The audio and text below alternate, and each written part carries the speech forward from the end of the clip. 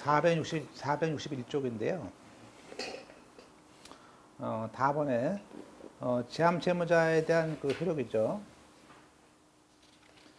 자, 1번, 아까 봤듯이 먼저 지급금지죠.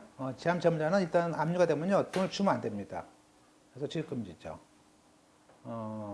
물론 이제 다만, 그 제함 채무자는 그 채무자 관계에서 그 채권 관계가 원인인 기본적인 법률 관계를 변경시키거나 소멸시키는 건 자유입니다. 써놓으세요. 근데 계약에 해지할 수 있어요. 그죠? 채권을 소멸시킬 수 있어요. 나 안 할래. 그죠? 또 우리가 봤듯이 사망에 제함 채무자는 압류나 가압류가 들어오면요. 그것이 전부 압류든 일부 압류든 그 집행 공탁할 수 있죠. 예, 공탁할 수 있습니다. 물론 4번에 나중에 압류권자가 추심 명령까지 받았다. 그럴 때는 그 제함 채무자에는 그 추심권자한테 돈을 갚을 수 있어요. 갚어 쓸 수 있습니다. 따라서 갚고 그 중에 한 명한테 갚을 수 있고요. 다른 채권자에게 나 줬어 라고 대항할 수 있습니다. 대항할 수 있어요. 자, 문제는 그 제함 채무자가 채무자한테 받을 게 있어. 그러면 어차피 줄 것도 있고 받을 것도 있어. 그럼 뭐 할까요? 상계하는 거지 뭐. 그죠? 그래서 우리가 C는 B한테 가지고 있는 채권, 뭐죠? 그 자동 채권을 가지고 내가 진 채권, 수동 채권을 까는 수 있다. 그래서 일단 민법상은요 이런 말을 해요. 그 압류 명령을 송달받은 제함 채무자는 그 송달 뒤에 채권으로서 송달 뒤에 취득한, 그렇죠? 물론 송달 뒤에 취득한 채권으로는 상계할 수 없지만 송달 전부터 내가 가지고 있던 채권이 있다면 그걸로는 상계할 수 있죠. 그래서 거기 보시면 송달 뒤에 취득한 채권으로 상계하는 걸로 그 압류권자, 그 명령을 신청한 채권자에겐 대항할 수 없다는 얘기는 그 전부터 가지고 있던 채권이 있다면 상계할 수 있다는 얘기죠. 반대 해석하는 거예요. 조문이 아주 거꾸로 해놔가지고 우리가 머리가 좀 이렇게 돌아가야 되겠죠. 자, 그러면 1항에 그런 말을 해요. 우리가 압류가 송달됐는데, 자, 송달될 당시에 이미 C가 B한테 채권이 있어요. 이 상계권자가 가지고 있는 채권이 뭐예요? 자동 채권이지. 그러면 C가 가지고 있는 채권은 항상 이 자동인데, 근데 또 압류된 채권, 이 압류된 채권은 내 수동 채권이야. 그럼 내가 줄 채권은 압류됐어. 그러면 내가 어차피 압류됐으니까 돈을 줄 수는 없지만 내가 깔 수 있잖아. 그래서 이렇게 제함 채무자가 가지고 있는 채권, 자동 채권 가지고 어차피 압류된 채권은 수동 채권에 둘 다 갚을 때가 왔어. 둘 다 변제기가 왔다고요. 그러면 상계 적상이 있는 거 아니에요? 그러니까 갚을 수 있다. 물론 똑같이 변제기가 똑같은 날짜가 아니더라도, 즉 상계 적상이 아니더라도 뭐죠? 그 내가 받을 채권, 내가 가지고 있는 채권, 내가 가지고 있는 채권이 자동 채권이 이미 도달됐어. 또는 두 채권이 도달되지 않더라도 그 자동 채권이 앞으로 도달돼. 그러면 제함 채무자는 상계가 허용된다. 그래서 이게 자동 채권의 선도래다 말을 합니다. 그래서 우리가 A가 B에 대해서 물론 압류를 했어요. 뭐 압류했죠. 자, C는 이 전부터 채권이 있었어요. 그래서 이게 지금 여기 C 입장에 있을 때 C가 물론 얘가 C가 얘한테 줄 돈이 수동 채권이에요. 이거를 압류했대요. 그러면 수동 채권을 지금 이 수동 채권을 C가 줘야 될 채권인 수동 채권을 이게 공사대금인데 이거를 압류했어요. 그죠? 근데 어차피 이 수동 채권인데 얘가 또 나한테 손해 입힌 게 있어. 손해 입힌 게 이게 7천만 원이야. 그러면 당연히 얘가 없어도 깔 거 아니에요? 그래서 근데 이 7천만 원이 보세요. 이게 지금 7월 5일 날이야. 건데 이게 압류가 7월이라고 해서 7월이다. 그러면 이 채권이 이미 내가 7천만 원 받을 채권. 자, 내가 받을 채권. 자, C가죠. 항상 상계에는 얘가 하는 거 아니에요? 상계권자가 C예요. 상계권자가 가지고 있는 채권을 우리는 자동 채권이라고 합니다. 그러면 이 자동 채권이 7천만 원 가지고 당연히 이 돈을 까겠죠. 압류 안 해도 깔 거 아니에요. 그래서 그런데 이게 변제기가 둘 다 똑같이 둘 다 이게 이미 변제기가 둘 다 도달됐어. 그러면 그냥 까면 되고. 근데 이 변제기가 내 건데 언제냐면 8월 10일 날 도달돼. 그럼 이때 까면 되고. 아니면 자, 자동 채권은 9월 5일 날이 변제기고요.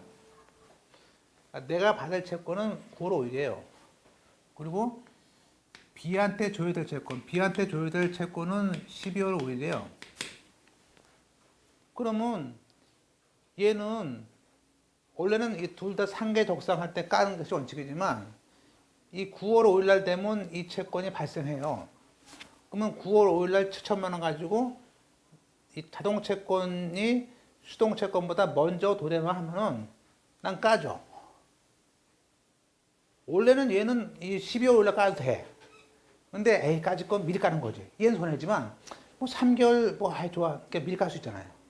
그러니까 자동 채권 이 사람이 C가 가지고 있는 자동 채권이 먼저만 도달되면 얘보다 까는 거죠. 뭐. 원래 내가 줘야 될 나는 사실 원래는 내가 7천만 원 7월 날 보세요. 이렇게 원래는 되죠. 원래는 자 B가 C에게 7천만 원을 줬다가 다시 또 12월 5일 날 다시 C가 B에게 7천만 원 줘야 되죠. 이렇게 해야 될 거를 나는 까짓 거 3개월 포기하고 그냥 미리 깔 수 있죠. 깔 수 있잖아요. 뭐라고요? 자동 채권이 먼저만 도래하면 나는 까는 거지. 그래서 거기에 언더라인에 다시 한번 볼까요? 자동 채권이 이미 변제가 지났거나 이미 지났어. 그럼 깔 수 있잖아요. 또는 두 개의 채권이 아직 변제기인 지금 5월달이야. 변제기는 지나지 않았지만 자동 채권이 먼저 도래하거나 또는 동시에 앞으로 할 장래. 그럴 경우에는 제함 채무자는 얼마든지 상계할 수 있다는 것이 과거에 89년 9월 12일 판례예요. 맞잖아요. 맞는 얘기죠. 그래서 이게 뭐 자동 채권 선도래설. 자동 채권이 먼저 도래하면 된다. 또는 동시 또는 선도래설 말을 해요. 맞죠? 그러니까 이거를 수로 바꾸면 틀린 거지. 아니 그런 거 틀리면 진짜 화가. 그건 그냥 왜 바꿨을까? 그거는 그냥 무작위로 애우는 사람들을 위해서 만들어 놓은 문제지. 그죠? 틀리라고. 그러잖아요. 그 사람 뭔가 무작위로 애우는 사람 공부 습관 보세요. 내가 시험 문제 낼 때 무작위로 애우는 사람 습관이 좋은 건 아니잖아요. 그러면 그런 사람도 떨어뜨리겠다 그지. 두 번째죠. 자, 이번에는 제함 채무자의 자동 채권이 보세요. 이번에는 동시행 채권이래요. 자, 이번에는 아까처럼 이런 게 아니고 얘가 주면 얘가 주는 관계야. 동시이행 채권이래.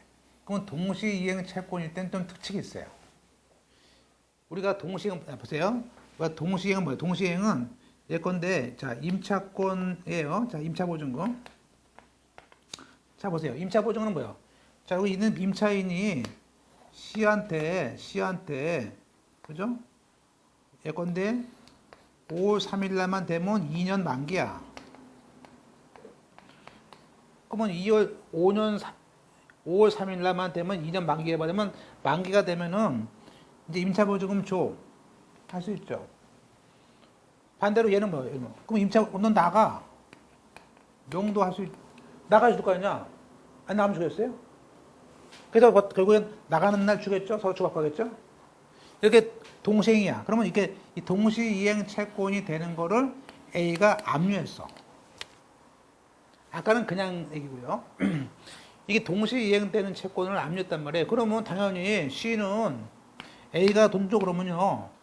아, 얘가 나가야 주지 말을 하겠죠. 당연히. 나가지 않는데 주겠어요, 얘가? 그죠? 그죠? 문제는 뭐냐면요, 이거예요. 아까 이런 말을 했어요.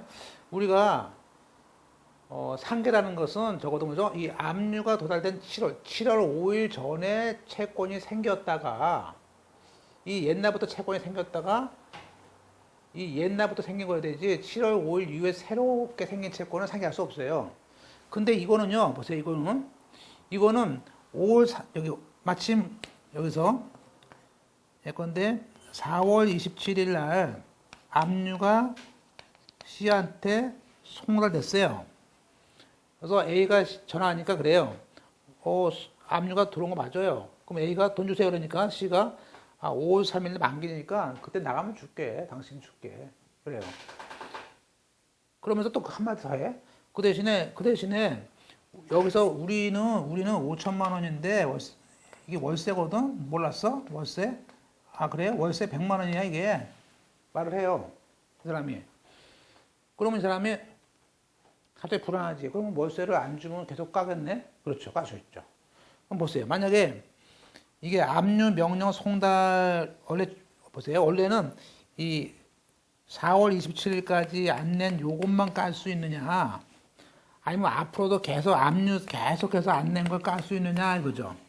근데 이거는 C를 보호하기 위해서 뭐죠? 이 송달 전에 들어온 것뿐만 깔 수도 있고 송달한 후에도 계속 안 나가는 동안에 살고 있는 임대료는 까야 할 거 아니에요.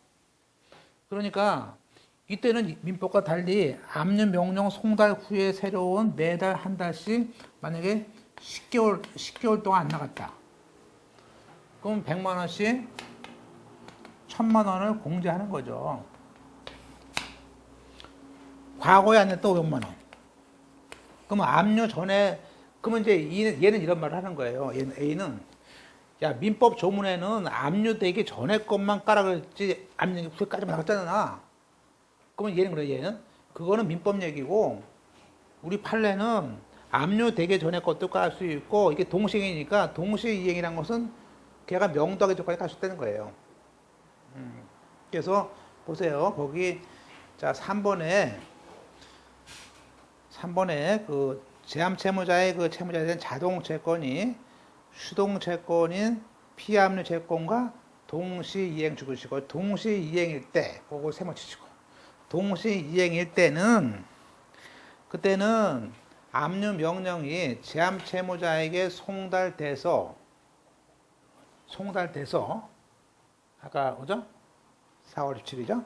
송달돼서 압류가 생긴 후에도 동남에 압류가 생긴 후에도 자꾸 연체를 해서 자동 채권이 생겨. 그 자동 채권이 발생 계속 하더라도 제함 채무자는 계속 동시행을 주장할 수 있으니까 그 채권 뭐죠? 압류 뒤에 생긴 채권 가지고도 상계를 할 수 있고 그 상계한 거 가지고 압류 채권자에게 대항할 수 있죠. 1000만 원 내놔 아까. 그러면 A가 그런 게 어딨어 했는데 대법원에서 졌죠. 누가 이겼어요? C가 이긴 거지. 왜? 그게 동시행인데 그 동시행은 뭘 만들어라. 그죠? 됐죠. 그래서 우리가 또 똑같아. 가압류 거야. 2001년 판례. 가압류에서 본압류로 추심받은 제함 채무자가 똑같아요. 그 압류 채무자에 대해서 자동 채권이 수동 채권과 동시 떠져 동시 이행 관계에 있어. 근데 그 자동 채권이 가압류한 후에도 계속 하더라도 얼마든지 그 피압류 채권과 상계할 수 있죠. 1년이든 2년이든. 그럼 다 까면 없는 거지 뭐. 그죠? 그냥 그것이 우리가 상계할 수 있다 합니다. 자, 그래서 우리가 상계가 나왔다 하면요 두 개예요. 아까 이 동시행이 아니라면 이 자동 채권이 먼저 도래하거나 동시 도달하면 된다는 거고 동시 이행이라면 압류 송달 후에도 얼마든지 상계할 수 있다는 거. 그 두 개밖에 안 나와요. 그거를 번갈아 내는데 이게 어려워요. 또 시간이 지나면 자동이 뭔지 수동이 뭔지도 헷갈립니다. 제가 뭐 법무법인인 친구들도 강의하다 보면요, 본인도 헷갈려. 왜냐면 공부할 때 외운 거야. 그죠? 항상 상계권자가 가지고 있는 채권은 자동이야. 그러니까 외울 때 자상계하자. 자, 이게 여기가 자상계하자. 자. 그거를 이제 아시면 되고, 이제 이렇게 되면은, 보세요. 이게 문장이 길죠? 문장이 긴데, 이걸 보세요. 이걸 아는 사람은요, 문장이 길어도 금방 맞춥니다. 길어도. 안 본 사람은요, 또 나온 것 같긴 한데, 이거 본 것 같긴 한데, 이게 헷갈리는 거예요. 그죠? 그 다음에 하나 더 볼까요? 지리권 설정할 때, 우리가 그 압류 전에, 그렇죠. 이제 내가 압류했는데, 자, 압류했는데 그래요. 압류 전에 질권이 있었대요. 또는 양도했대요. 그러면 압류 전에 누가 미리 질권을 설정하거나 우선권 양도했어요. 그러면 그 압류는 양도한테 지는 거죠.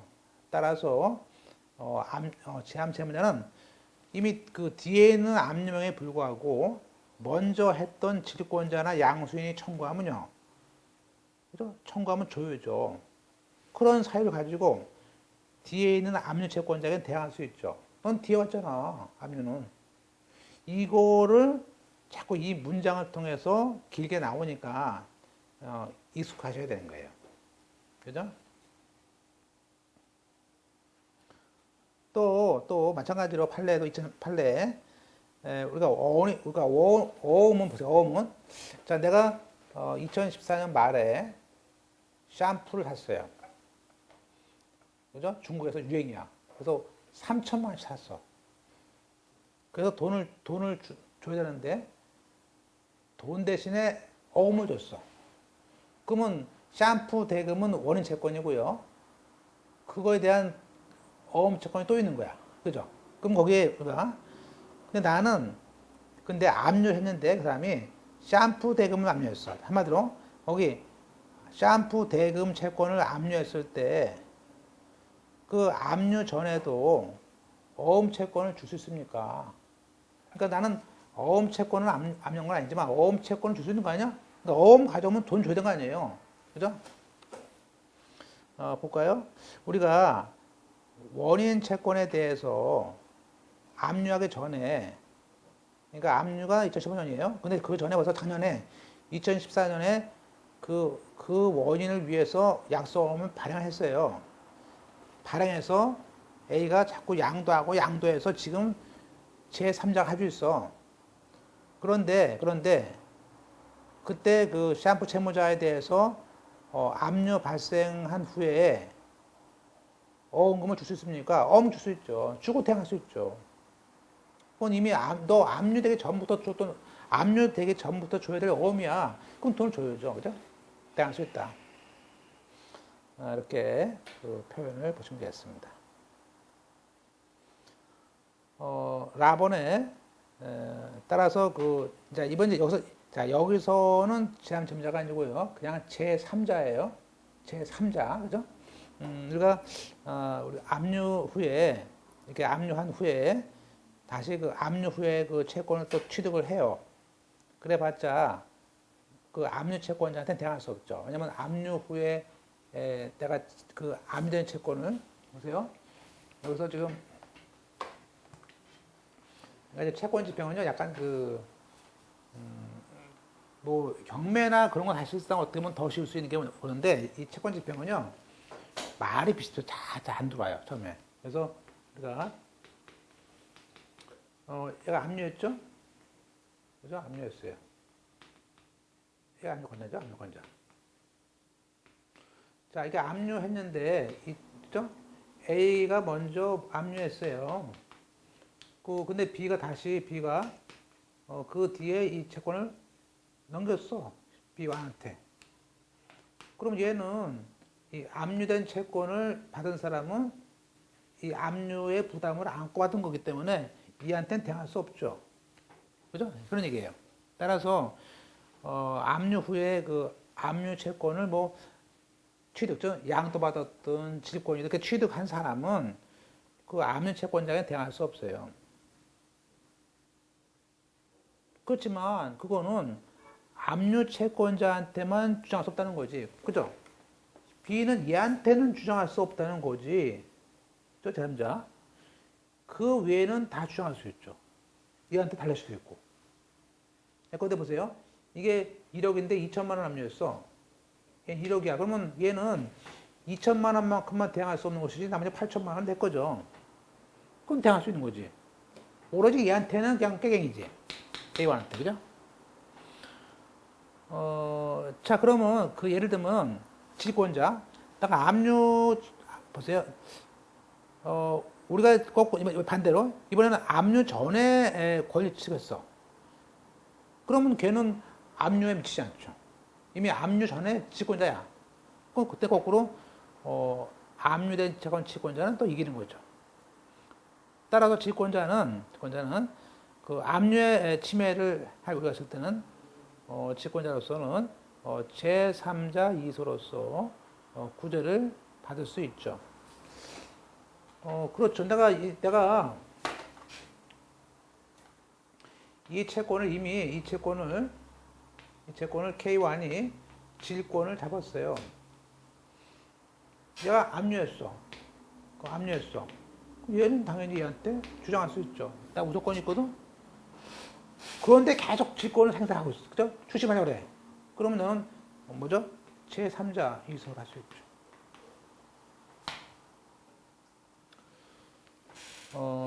그거 제3자의 지위에 섰다 이겁니다. 자, 이번에는 하나 더 볼까요? 이번엔 채권에 대해서 압류 추심이 있습니다. 그럴 때, 자, 채무자가 아닌 그 제3자가 자기가 진정한 채권자다. 그래서, 야, 내가 채권자인데, 자기 채권에 대해서 압류를 하는 바람에 나는 사실상 장애가 있다. 해서 그 채권이 자기에게 귀속된다. 자기에게 귀속된다고 할 때 우리는 그때 행위네요. 빠졌네, 오타. 집행 채권자에게 제3자 이소할 수 있어요. 자, 우리가 이 채권을 K1에 가지고 있습니다. 근데 A가 자꾸 이 채권에 대해서 받아가려고 그래. 그럼 뭐죠? 야, 이 채권의 귀속은, 이 채권에 누구한테 속하느냐? 이 채권의 귀속은 내 거야. 그죠? 마치 소유권 같잖아요. 내 건데 자꾸 애가 한번 보세요. 그러면 내가 뭘 해줘야 할 거야. 이 사람이 왔어. 이 채권을 내가 받았는데 자꾸 얘가 압류하려고 그래요. 그럼 어떻게 막아야 돼요? 뭐죠? 그건 채권의 귀속에 대해 다투는 것으로서 제3자 이소하면 됩니다. 결론적으로 우리가 제3자 이소는요, 배웠어요. 오래됐지만 채권의 귀속을 위해서도 다툴 수 있다는 거예요. 내가 소유권을 주장하는 것도 될 수 있지만 채권의 귀속이 누구 거냐에 대해서도 내 귀속을 침해한다면 막아야죠. 그건 제3자 거야 라는 소송할 수 있다. 그래서 여기 죽어보세요. 그 채권이 자기에게 귀속한다고 주장해서 집행채권자에게 제함자이소를 할 수 있다까지 줄을 딱 끄고 그 부분에다가 뭐 없다. 이러면 또 이상해지는 거죠. 그죠?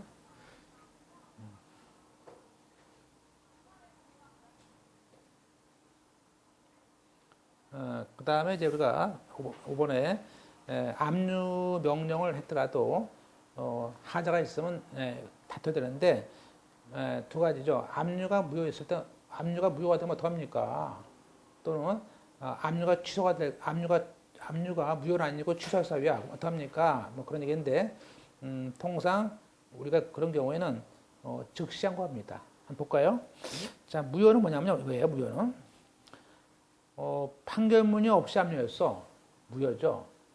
집행정보이 없는데 압류했어. 또 파산이 있는데 모르고 압류했어. 또 채권자가 신청도 했는데 판사가 압류해줬어. 또 압류할 것도 없는데 압류했어. 다 무효죠. 또 아까 압류한다는 문구가 판결문에 없어. 술 먹었나 봐. 그날 그런 것들은 전부 다 완전히 내용이 없기 때문에 무효가 됩니다. 그러나 무효는 아니지만 취소, 좀 경미하죠. 예컨대 관할을 채무자야 돼야 되는데 딴 데다 했어. 관할 이변에 따른 압류라든지 또는 집행정지가 됐는데 모르고 압류했어. 또 집행 개시 요건, 예컨대 송달이 안 됐는데 했어. 또 500만 원 압류할 걸 1000만 원 했어. 이게 초과 압류는요. 이게 초과 압류했다고 무효는 아니고 그 초과 부분만 취소죠. 그래서 우리가 이런 경우에는 취소 사유에 불과합니다. 그리고 또 하나 아까 봤듯이 이미 사망한 자를 제3채무자로 해도 그건 무효가 아닙니다. 그건 고치면 돼. 그래서 그때는 사망한 자의 상속인이 받았다. 그러면 그 효력이 발생을 합니다. 자, 그러면 아까 압류 명령에 대해서는 뭔가 문제가 있으면 즉시항고랍니다. 그래서 1항의 그 압류 명령의 신청을 처음부터 기각하거나 각하할 때는 채권자가 하는 거예요. 그죠? 내가 압류에 신청했는데 안 받아줘. 그러면 채권자가 합니다. 물론 아예 압류 신청 자체를 안 받았기 때문에 채무자나 제함채무자에게는 서류를 보내지 않습니다. 그죠? A가 신청했는데 각하가 하거나 기각됐어. 그러면 이 각하했다는 기각했다는 사실을 얘한테 알려줘요? 안 돼. 큰일 나요. 그러면 빼돌려요, 얘가. 그럼 안 되는 거예요. 그죠? 그래서 그렇게 각하 기각일 때는요, 채무자나 제함채무자에게는 보내면 안 되는 거예요. 그죠? 그때는 그냥 왜 안 해줘? 해가지고 채권자가 각하 기각받은 날 일주일 안에 즉시항고를 하면 됩니다. 또 이 압류를 했는데 보니까 남을 게 없어. 그럴 때는 기각합니다. 자, 그러면 항고권자는 이제 아까 압류 신청에 대해서 처음부터 이유가 없다 기각하거나 요건이 없다고 각하했어. 그러면 누가 합니까? 당연히 채권자 쪽에서 즉시항고할 수 있겠죠. 그리고 이번에는 이미 발령된 압류에 대해서 채무자나 제함채무자도 또는 이양개인도 즉시항고할 수 있어요. 그러면 즉시항고라는 것을 우리가 배웠어요. 즉시한 것은 뭐 채권이 있다 없다 하는 것이 아니고요. 절차상의 문제가 있을 때는 거예요. 절차상 하자로. 따라서 만약에 제함 채무자가 보니까 이 사람이 지금 월급이 150만 원이야. 근데 150만 원인데 150만 원 압류 금지인데 자꾸 압류가 들어와. 그럼 C가 왜 자꾸 압류해 귀찮게 바빠 죽겠는데 죠? 특시한 거 같습니다. 볼까요? 그래서 여기 제함 채무자가 그 압류된 채권이 압류 금지야. 또 압류 채권이 도대체 압류할 채권이 어떤 채권인지 특정을 안 해. 그러면 제함 채무자가 절차법상 이유로서 즉시항고해서 그 압류를 취소해 주세요.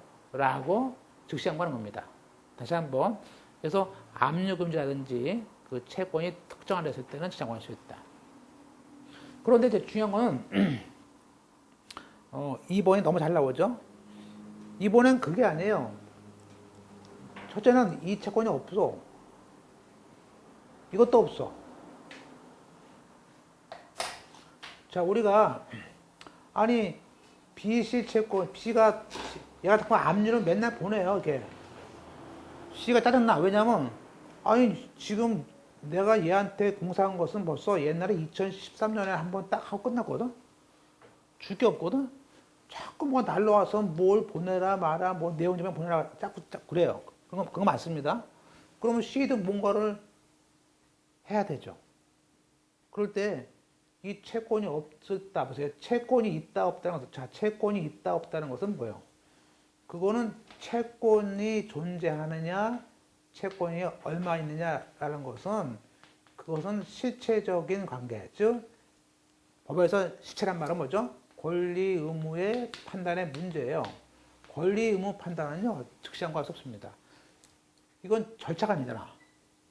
그래서 이건 즉시 항고가 안 돼요. 그래서 거기에 2번에 자 집행채권이 없다 부존재, 또 압류채권이 없다 부존재. 이거는 권리관계가 있다 없다 얘기니까 그건 실체상 이유고, 그거는 항고가 안 돼. 항고 안 됩니다. 그죠? 따라서 그 판례도 집행채권이 이미 양도했어, 이전됐어, 이미 넘어갔어, 어떤 집행채권이 소멸됐어, 옛날 얘기야. 그것은 실체상의 사유고, 그 실체상 사유가 그 집행채권에 의해서 이루어진 압류 전부 명령에 대해서 항고할 수가 없어요. 항고유가 낸대.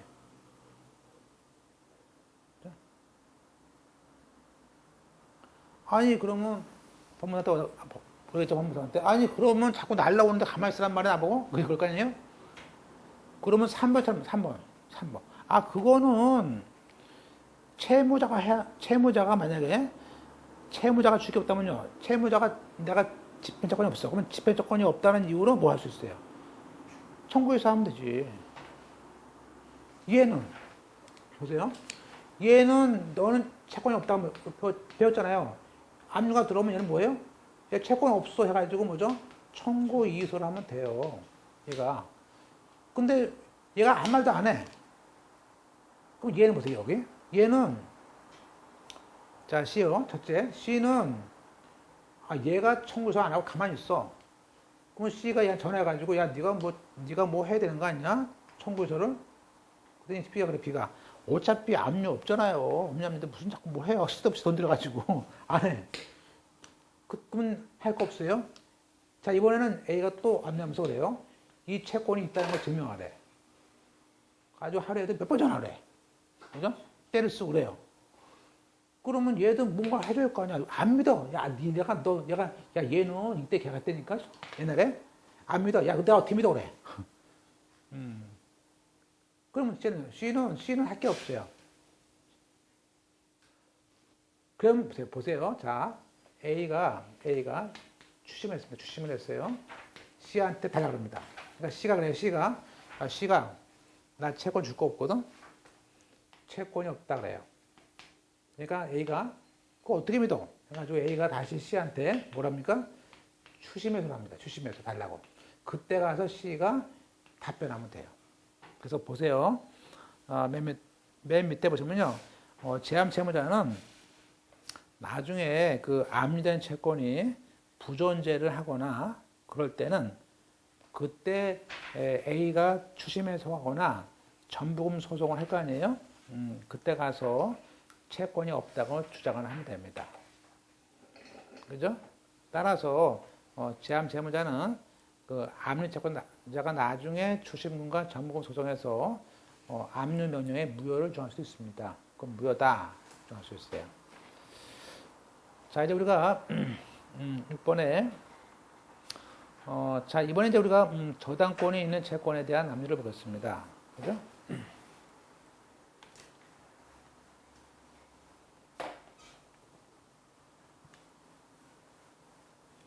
자, 아까 이제 우리가 이번에는 자, A가 B에, 근데 이게 뭐죠? 저당권이 있어요.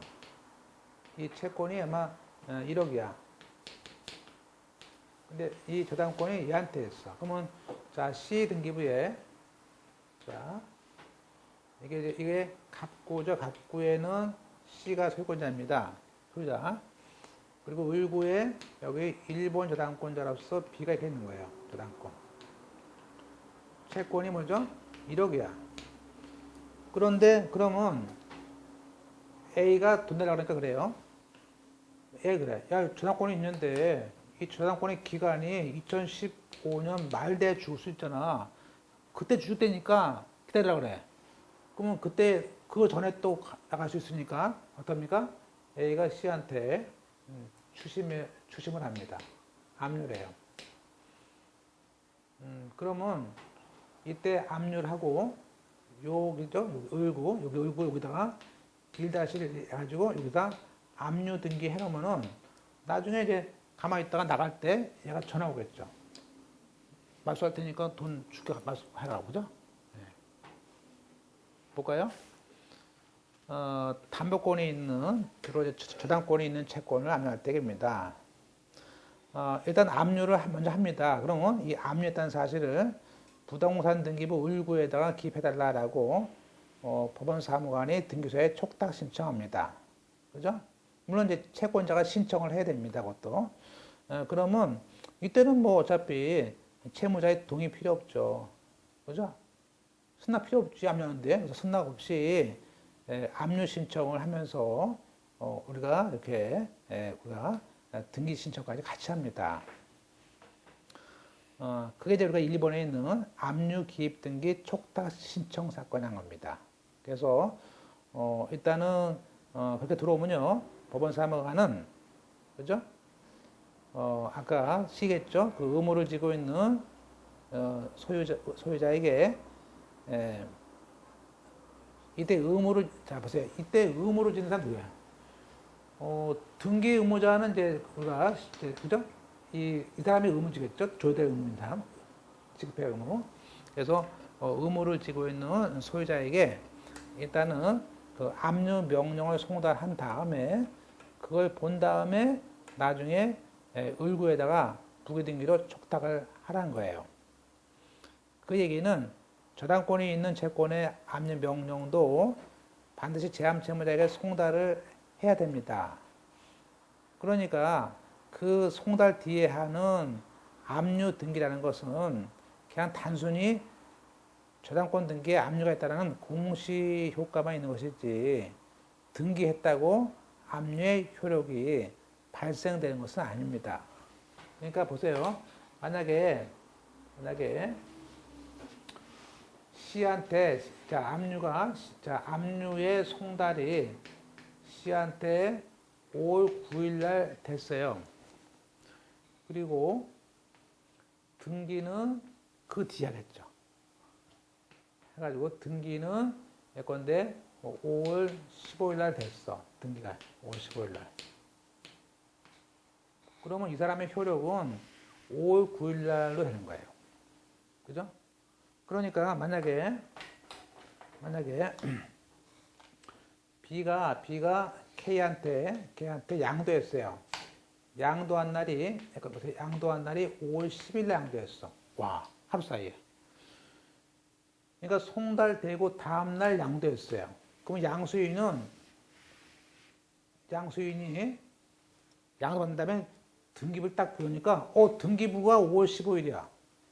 그러면 너는 나보다 뒤에 있는 거 아니야? 라고 주장할 수가 없어요. 왜냐하면 이때가 있으니까. 그냥 등기부 보고 하는 게 아니라 이건 압류 날짜 보고 하는 거예요. 송달. 그러니까 얘는 꽝이죠. 그죠? 이게 무서운 거예요. 그죠? 이게. 그래서 그거를 2번을 내고 싶어 하겠죠. 자, 두 번째.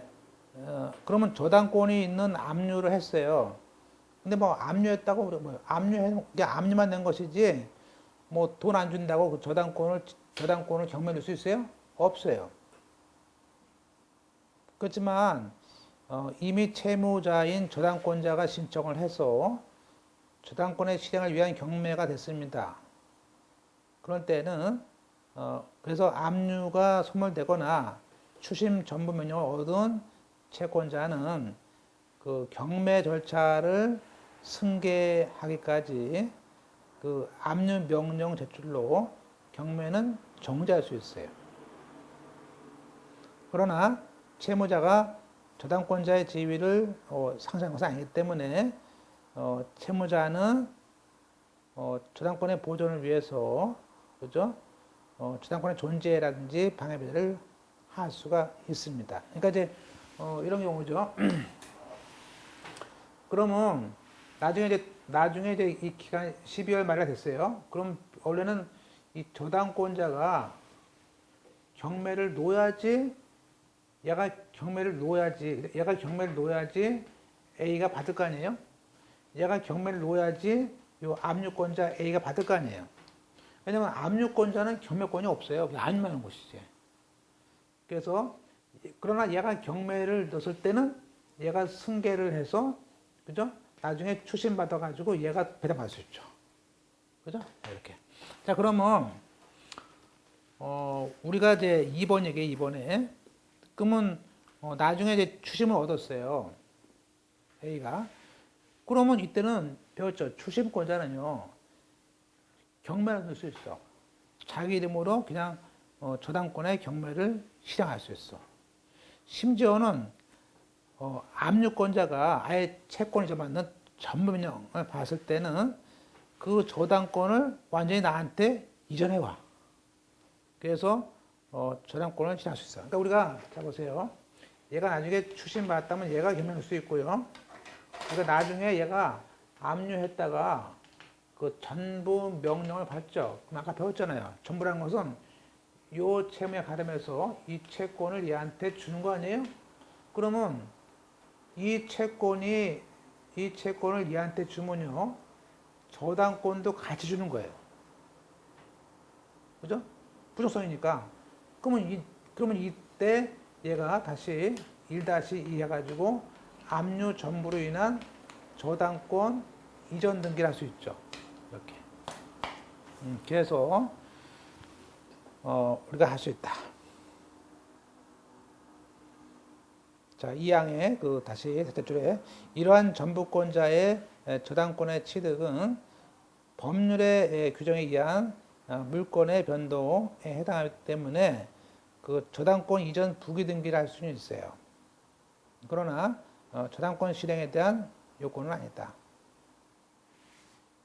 그러니까 그거 없어도 할 수 있다는 얘기죠. 실제로 물론 경매를 할 때는 보통 법무사는 그 전부 채권자 앞으로 저당권 이전 부기 등기를 해줍니다.